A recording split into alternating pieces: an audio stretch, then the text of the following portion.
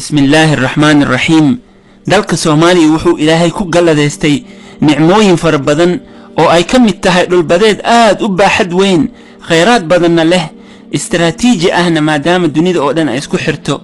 dawladda Kenya ayaa sheegatay damacsanna inay boobto qayb ka mid ah dhulbadeedka Soomaaliyeed oo kheyraad badan lagu sheegay, ayadoo gudbisay codsi ay ku kororsanayso khalfoofkeeda badda.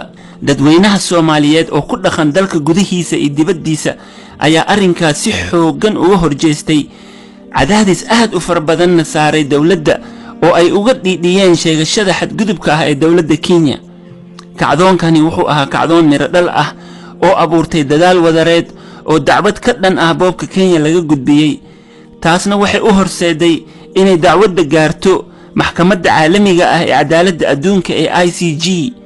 dhageysiga rasmiga ah ee dacwadda ayay maxkamaddu sheegtay inay bilaaban doonto 9 bisha September 2019 oo ku beegan maalin Isniin ah, ayadoo ay la soo gabagabayn doono 13 September 2019 oo ah maalin Jimco ah.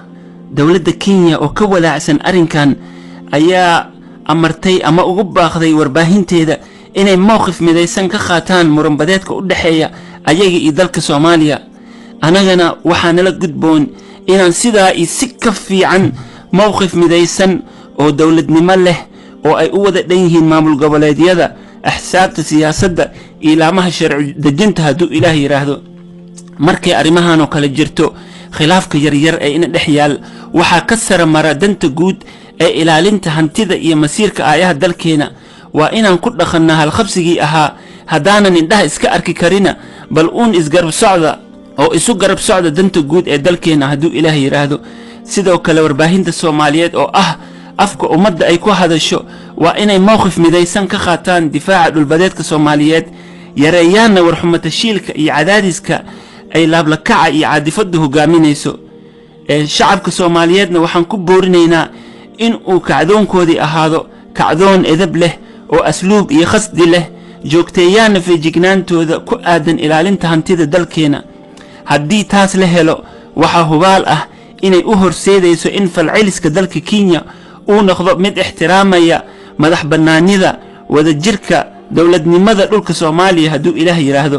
waxaan Ilaahay ka baryeynaa in baddayna iyo barigeena naga maqan aan ku soo ceshino si nidaam caalami ah oo bilaa fawdo ah oo ku dhisan hanaan diblomaasiyadeed oo sharci ah insha Allahu tacaala.